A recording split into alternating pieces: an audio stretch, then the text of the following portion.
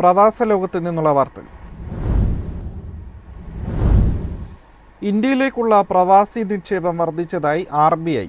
കഴിഞ്ഞ വർഷം ഏപ്രിലിനും ഡിസംബറിനുമിടയിൽ നിക്ഷേപം 43% വർദ്ധിച്ചത്.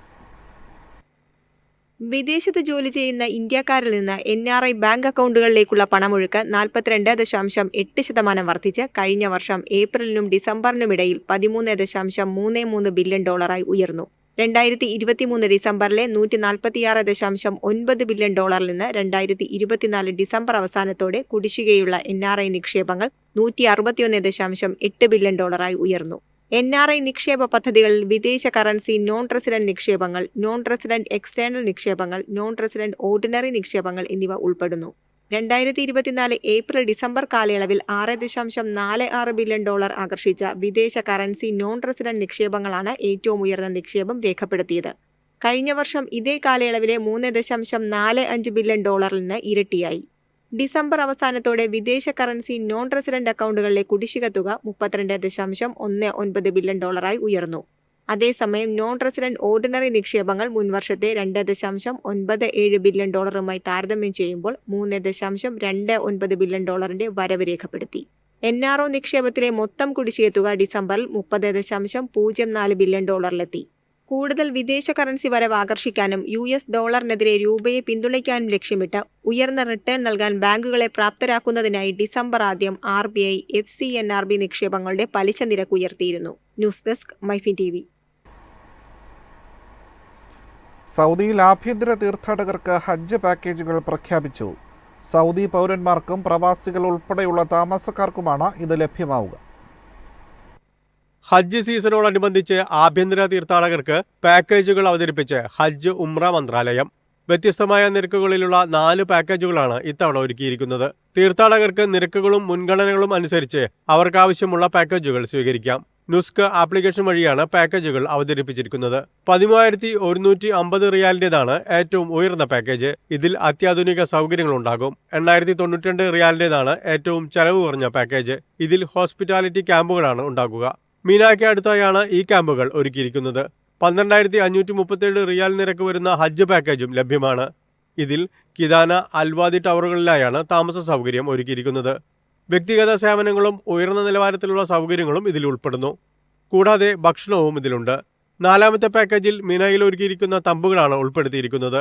തീർത്ഥാടകർക്ക് പങ്കുവയ്ക്കാവുന്ന താമസ സൗകര്യവും ഉയർന്ന നിലവാരത്തിലുള്ള സേവനവും ലഭിക്കും. ഇതിന്റെ നിരക്ക് 10,366 റിയാലാണ്. News desk MyFin TV. Australia മികച്ച പഠന കേന്ദ്രമായി തുടരുമ്പോഴും വെല്ലുവിളികൾ ഒട്ടേറെ. വർദ്ധിച്ചു വരുന്ന ചെലവുകളും വിസ ആശങ്കകളും വിദേശ വിദ്യാർത്ഥികൾക്ക് തിരിച്ചടിയാകുന്നു.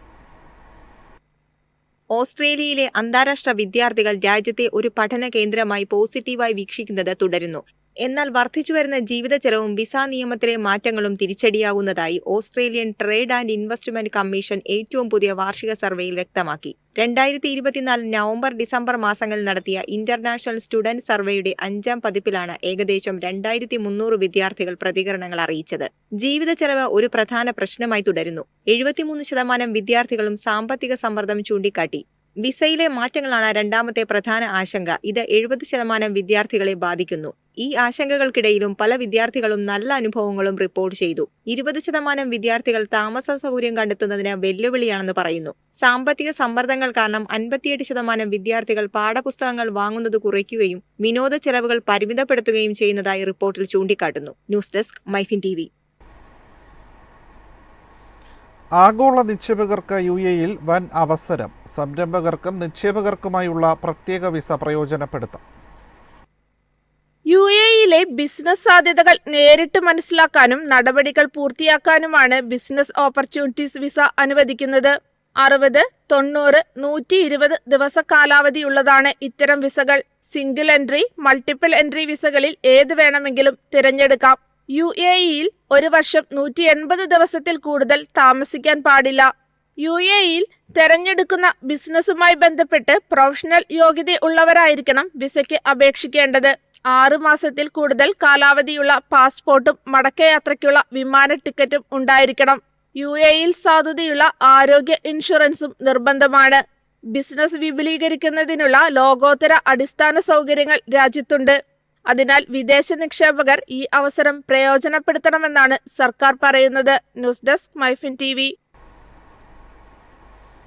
പൊതു ഇടങ്ങളിൽ മാലിന്യം വലിച്ചെറിയുന്നതിനുള്ള പിഴത്തുക കൂട്ടി അബുദാബി നഗര ഗതാഗത വകുപ്പ്. നിയമലംഘനം പിടിക്കപ്പെട്ടാൽ ഇനി 4000 ദിർഹം വരെ പിഴ അടയ്ക്കേണ്ടി വരും. പൊതുനിരത്തുകളിൽ മാലിന്യം വലിച്ചെറിയുന്നത് ശ്രദ്ധയിൽപ്പെട്ടതിനെ തുടർന്നാണ് പിഴത്തുക കൂട്ടിയത്.